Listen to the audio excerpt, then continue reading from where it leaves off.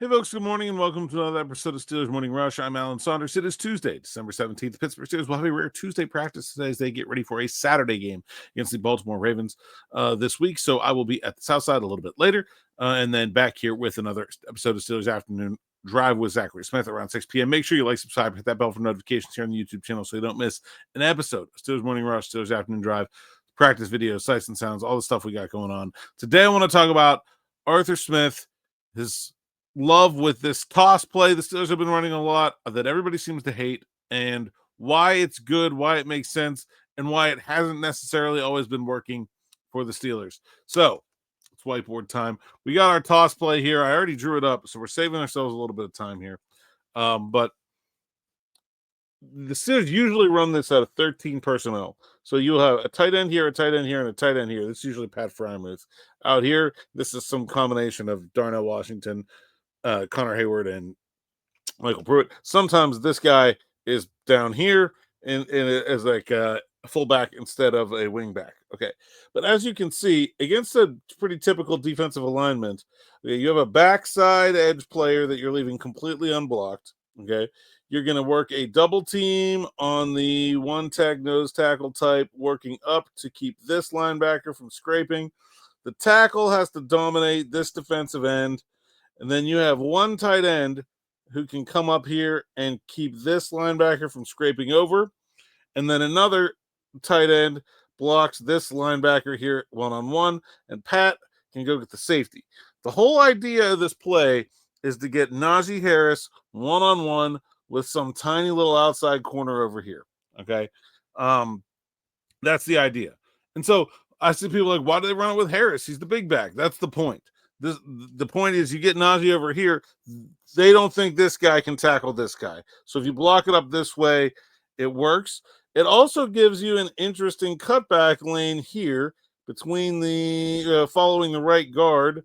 If these linebackers are successful in getting outside of their block. So Harris needs to be reading the linebacker and this tight end, usually this is Darnell Washington, and the linebacker and his guard, as his guard is trying to get off his double team up to the second layer to cut this linebacker off from flowing to the ball. So if Darnell gets beat, Najee's got to cut it back. Or if this guy gets beat, then there's going to be a huge cutback lane there. So it's kind of a good second, hole in one or two, right? If you block it up right, you get what you want. If you block it up wrong and these two guys get beat, then the other team will have over pursued and given you a cutback lane. And also it gives you a third option. And something the Eagles did really well is that if you bring this guy down into the box, let's say, we're just going to blow, we see what's coming. We see what you're doing. We're just going to blow this play up. Okay. Then you have a single high safety, cut the field in half. Look, we've got 1, 2, 3, 1, 2, 3, 4. 4 guys on 4 guys, hats on hats, with this linebacker pretty far away. So you can just flip it at the line of scrimmage. You don't even need to move a player to flip it. You can toss it to the weak side. The Steelers have run it to the weak side. I've seen it before. And now this safety, this center field safety has to come all the way over and down. And you can do the same thing. You can leave the wide receiver for Najee and have, this is usually Van Jefferson or Scotty Miller, block that. So it is a good both ways running play, which there aren't a lot of. There aren't a lot of good running plays where you can get up to the line and say, how are they defending us?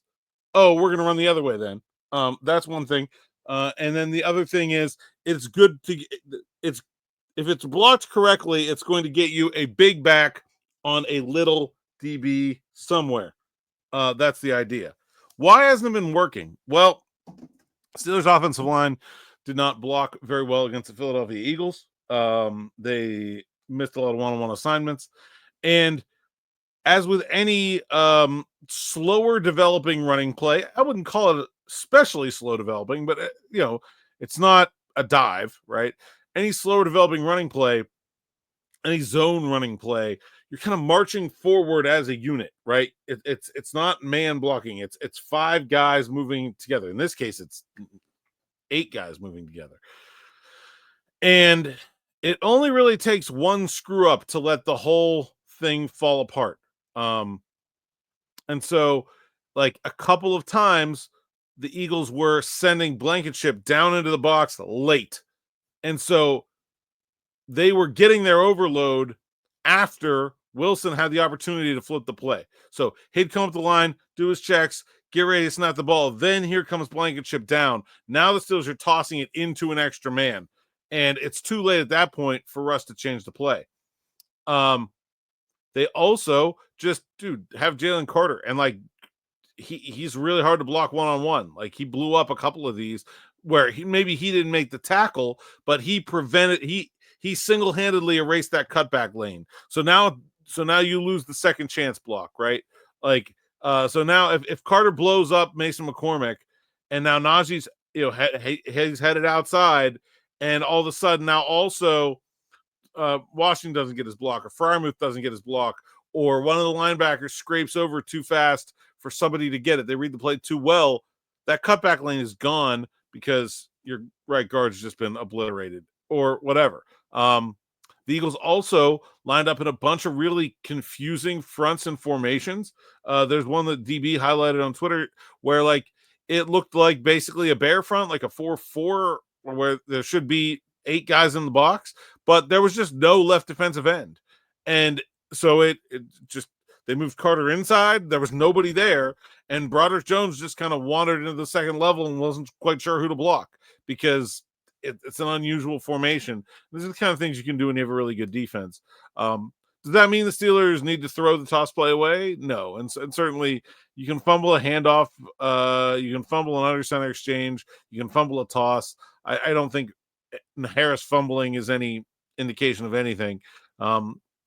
I do like the idea in general of trying to get their big back outside and get them against some little people, especially when you do have a packed box. I mean, people are saying like, oh, don't run into a packed box. They're not. They're running outside of it. Like a toss sweep is a good way to get away from a packed box. Najee Harris isn't the world's fastest running back, but he's faster than that linebacker that's going to be trying to scrape and strap. If he's sprinting and that linebacker's first step is sideways, I like Najee's chances of beating him to the sideline. I do.